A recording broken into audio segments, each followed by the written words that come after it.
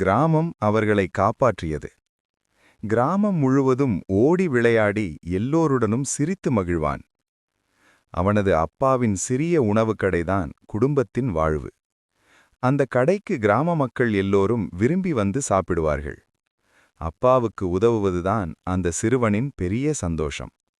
ஆனால் ஒரு நாள் திடீரென பெரிய மழை பெய்தது. அந்த மழையில் கடை சேதமடைந்தது. அடுத்த நாள் குடும்பம் முழுவதும் கவலையுளின் நின்றது. அப்போது கிராம நண்பர்கள் உதவிக்கு வந்தார்கள். அனைவரும் சேர்ந்து கடையை மீண்டும் கட்ட ஆரம்பித்தார்கள். சிறுவனின் முகத்தில் நம்பிக்கை மீண்டும் மலர்ந்தது. புதிய கடை மீண்டும் திறக்கப்பட்டது. மக்கள் மீண்டும் மகிழ்ச்சியுடன் வந்து சாப்பிட்டார்கள். அப்பா அம்மா பெருமையுடன் மகனை பார்த்தனர். மாலையில் கடை மீண்டும் கூட்டமாக இருந்தது. அந்த நாள் வருமானம் குடும்பத்திற்கு மகிழ்ச்சி தந்தது. சிறுவன் தனது எதிர்காலத்தை கனவு கண்டான். அமைதியான இரவு கிராமத்தை சூழ்ந்தது. ஒன்றாக இருந்தால் எந்த சிரமத்தையும் கடக்கலாம். அதுதான் இந்த கதையின் உண்மை.